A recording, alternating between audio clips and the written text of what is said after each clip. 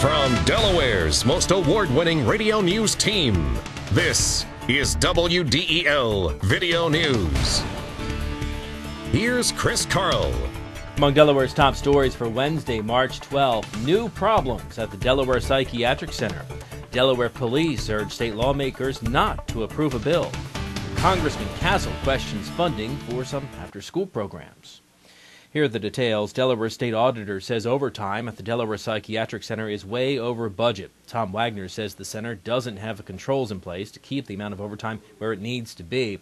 His report reviewed the records of 10 employees. 2 of them cost taxpayers nearly $22,000 because they have more than 500 hours of unapproved overtime.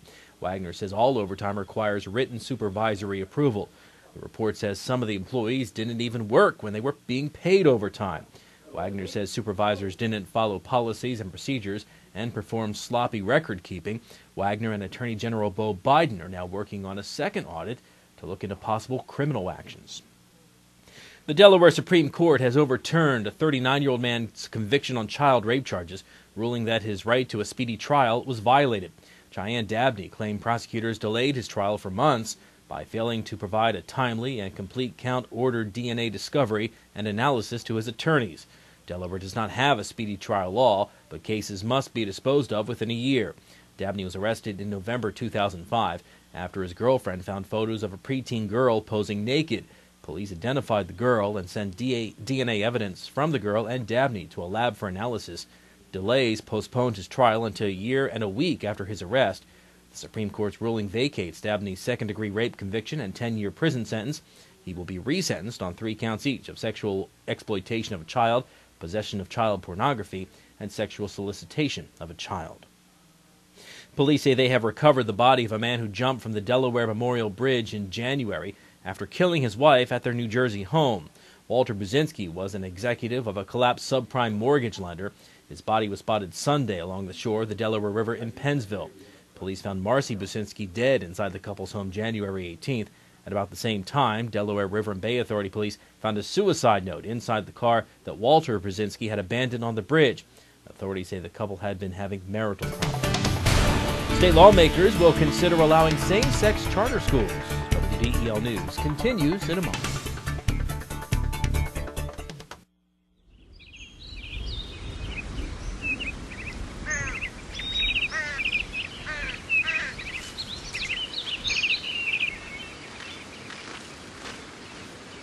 As you look for your college experience, make sure you look at Wilmington College, your key to success.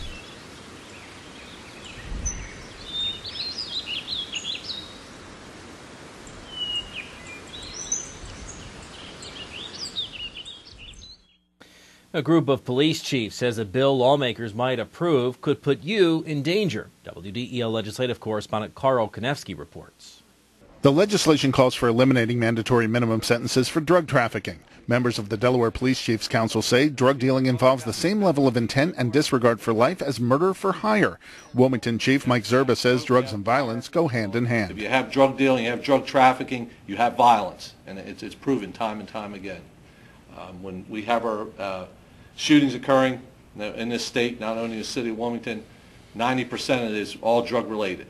Matter of fact, probably 90% of all crime activity in the state of Delaware is all drug-related. State Prosecutor Richard Andrews agrees, saying the drug business usually carries its own style of justice. When you have a valuable product that you can't go to the police for protection, you need to bring your own protection. And most drug dealers do bring their own protection, and they use their weapons.